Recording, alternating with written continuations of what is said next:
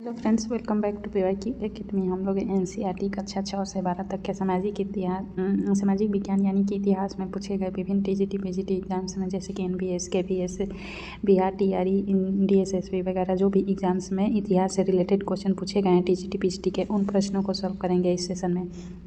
तो अगर यदि आप भी हमारे साथ इस सेशन को साथ करना चाहते हैं तो चैनल को सब्सक्राइब करके चैनल के साथ जुड़ जाएं। चलिए देर न करते हुए आते हैं अपने क्वेश्चंस पे। पूरा टॉपिक वाइज हम लोग क्वेश्चन को सॉल्व करेंगे फ्रेंड्स। देखिए पूरा टॉपिक इसमें कवर है क्लास 6 से लेकर 12 तक का, तो सबका क्वेश्चंस भी हम लोग सॉल्व करेंगे विभिन्न एग्जाम्स का, जैसे PPSC TRE का है, DSSB KPS TGT NBS MRS का भी क्वेश्चन है इसमें, तो सारे क्वेश्चंस को सॉल्व करेंगे। आज का हमारा टॉपिक है क्या, कब, कहाँ और कैसे, यानी कि ये फर्स्ट डे है और फर्स्ट डे में फर्स्ट टॉपिक है जो कि क्लास 6 से लिया हुआ है। तो यहीं से हम लोग अपना सेशन स्टार्ट करेंगे और रेगुलर बेस में करेंगे क्वेश्चंस को सॉल्व। पहला क्वेश्चन देखते हैं। क्वेश्चन है कि संस्कृत पांडुलिपियाँ निम्नलिखित में से प्रमुखता किस क्षेत्र से मिलती है, यानी कि संस्कृत की पांडुलिपियाँ जो भी है वो किस क्षेत्र से मिलती है, उत्तर भारत, दक्षिणी भारत, मध्य भारत या पश्चिमी भारत। तो यहाँ जो राइट आंसर है वो KVS PGT का क्वेश्चन है फ्रेंड्स। KVS PGT 2023 में जो शिफ्ट 1 का पेपर हुआ था उसी का पेपर है और क्वेश्चन है। तो इसमें जो राइट आंसर है इसमें स्टार मार्क लगाया हुआ है। इसका एक्सप्लेनेशन भी देखते हैं। स्टार मार्क है, स्टार मार्क क्यों है? क्योंकि पांडुलिपियाँ भारत के विभिन्न क्षेत्रों से प्राप्त हुई है। ये पुस्तकें हाथ से लिखी होने के कारण पांडुलिपि कही जाती है।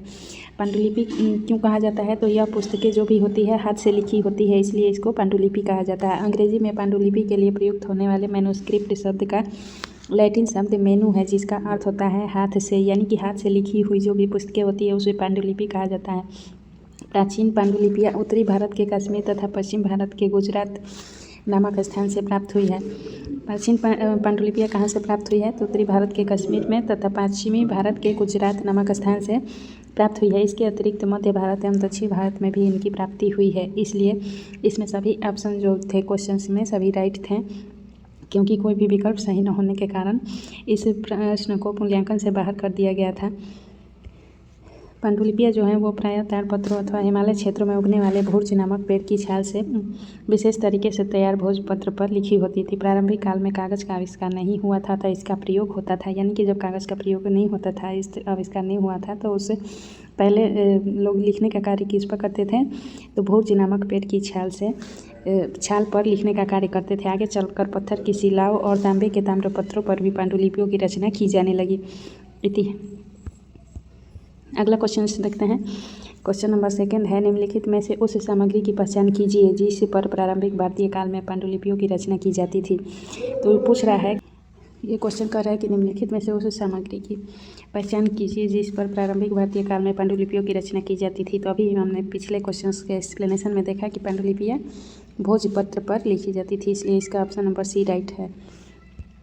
भोज नामक पेड़ की छाल पर पांडुलिपियाँ लिखी जाती थी, इसलिए ऑप्शन नंबर C करेक्ट है यहाँ पे। अगला क्वेश्चन देखते हैं। क्वेश्चन है कि हेरोडोटस थे। हेरोडोटस कौन थे? तो हेरोडोटस पहले इतिहासकार थे। ये क्वेश्चन जो है DSSB PGT में 2018 में पूछा हुआ क्वेश्चन है। अगला क्वेश्चन देखते हैं। अगला टॉपिक आ गया फ्रेंड्स। अब हमारा नेक्स्ट टॉपिक स्टार्ट हो रहा है, आरंभिक मानव की खोज में। इस टॉपिक से अब जो भी इस चैप्टर से क्वेश्चन बने होंगे, जो भी क्वेश्चन पूछे गए होंगे, उस क्वेश्चन को देखते हैं। क्वेश्चन है, आदि मानव ने पहले यह सीखा। आदि मानव ने पहले क्या बनाना सीखा? पहिया, जानवरों को पालना, आबाद जीवन बिताना या फिर आग उत्पन्न करना। ये DSSB का क्वेश्चन है। DSSB PGT 2014 में पूछा था, 2015 में भी रिपीट किया था इस क्वेश्चन को, इसलिए ये क्वेश्चन जो है भी वेरी इंपॉर्टेंट है क्वेश्चन। तो देखते हैं इसका जो राइट आंसर होगा ऑप्शन नंबर D होगा। BBI क्वेश्चन है फ्रेंड्स, लगा लीजिए BBI क्वेश्चन है, क्योंकि दो बार DSSB में पूछ चुका है। 2014 और 2015 में दोनों लगातार इसे रिपीट किया है, तो ये इंपॉर्टेंट है। आदि मानव ने सबसे पहले क्या सीखा था? तो आग उत्पन्न करना सबसे पहले सीखा था। इसका एक्सप्लेनेशन भी देखते हैं। दिया है कि आदि मानव ने सर्वप्रथम आग उत्पन्न करना सीखा था। आदि मानव द्वारा प्रयुक्त आग के चूल्हे का प्रमाण कहाँ से मिला है? तो उच्च पुरापाषाणकालीन स्थल मोक्षतला चिंतामणि से प्राप्त हुआ है। कुरनूल गुफाओं से मानव अस्तित्व, लुप्त पशु और अग्नि के चिन्ह प्राप्त हुए हैं। कुरनूल गुफाओं से भी क्वेश्चन पूछता है कि क्या क्या प्राप्त हुए हैं? तो मानव अस्तित्व, लुप्त पशु तथा अग्नि के चिन्ह के प्रमाण प्राप्त हुए हैं। अगला क्वेश्चन यानी कि टॉपिक जो है ये पाषाण औजारों के निर्माण से जुड़ा हुआ है। तो क्वेश्चन है कि पूर्व ऐतिहासिक काल का प्रारंभिक भाग डैश के रूप में जाना जाता है। तो पूर्व ऐतिहासिक काल का प्रारंभिक भाग किसके रूप में जाना जाता है? तो देखते हैं यहाँ जो राइट ऑप्शन होगा ऑप्शन नंबर ए होगा। पूर्व ऐतिहासिक काल का प्रारंभिक भाग जो है वह पूरा पाषाण काल के नाम से जाना जाता है। इसे 3 भाग में बांटा गया है, पूरा पाषाण, मध्य पाषाण और नव पाषाण। तो प्रारंभिक भाग जो होगा वो पूरा पाषाण होगा, मध्य भाग को मध्य पाषाण कहा जाता है और आधुनिक सबसे जो भाग होता है उसे नव पाषाण कहा जाता है। इसकी भी व्याख्या देख लेते हैं। ये बीपीएससी का क्वेश्चन है फ्रेंड्स, बीपीएससी स्कूल टीचर में पूछा था 2023 में। तो ये भी क्वेश्चन बहुत ही इंपॉर्टेंट हो जाता है और VVI क्वेश्चन है, इसको भी लगा लीजिए क्योंकि क्वेश्चन दोबारा रिपीट कर सकता है। पूर्व ऐतिहासिक काल का प्रारंभिक भाग जो है पूरा पाषाण काल के रूप में जाना जाता है। मानव के प्रारंभिक काल के विषय में जो पुरातात्विक साक्ष्य मिलते हैं उसमें पाषाण निर्मित उपकरणों की अधिकता के कारण इनको पाषाण काल कहा जाता है। पाषाण काल में सामान्यतः 3 प्रमुख उपकालों में विभाजित किया जाता है, जो पहले मैंने बता दिया है, पूरा पाषाण काल, मध्य पाषाण एवं नव पाषाण काल। तो इसमें सबसे पहले यानी कि सर्वप्रथम रॉबर्ट ब्रूस फुट ने मई 1863 में मद्रास के पास स्थित पल्लवरम नामक स्थान से पूरा पाषाण उपकरण प्राप्त किया है, जो एक हस्त कुठार था। यानी कि हस्त कुठार सर्वप्रथम रॉबर्ट ब्रूस फुट ने ही पूरा पाषाणकालीन उपकरण प्राप्त किया है, जो कि पल्लवरम नामक स्थान से प्राप्त हुआ है। और कौन सा ये उपकरण था? तो हस्त कुठार था। मेसोलिथिक युग मध्य पाषाण काल को कहा जाता है। मेसोलिथिक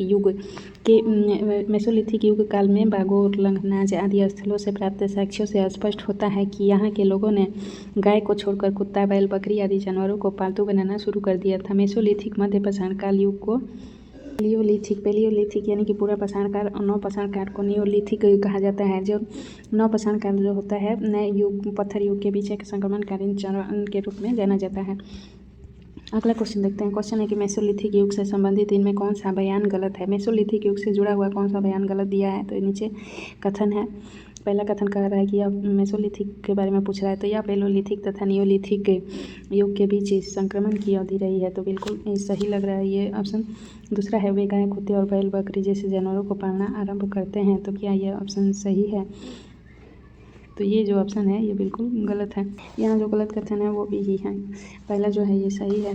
तीसरा देखते हैं। मेसोलिथिक युग के उपकरणों की गुण विशेषता लघु पाषाण युक्त थे। यानी कि मेसोलिथिक युग में जो भी उपकरण बनते थे वो लघु पाषाण युक्त थे उपकरण।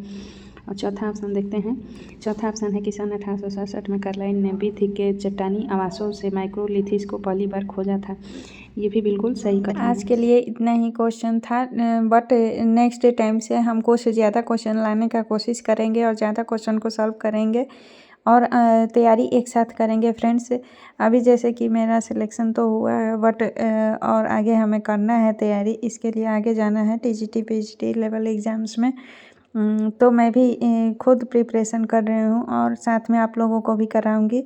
तो इस सेशन यदि अच्छा लग रहा होगा तो चैनल के साथ जुड़ जाएं, सब्सक्राइब करके, और लाइक शेयर करें और पूरा वॉच करें हमारा वीडियो। मिलते हैं नेक्स्ट वीडियो में, तब तक के लिए धन्यवाद।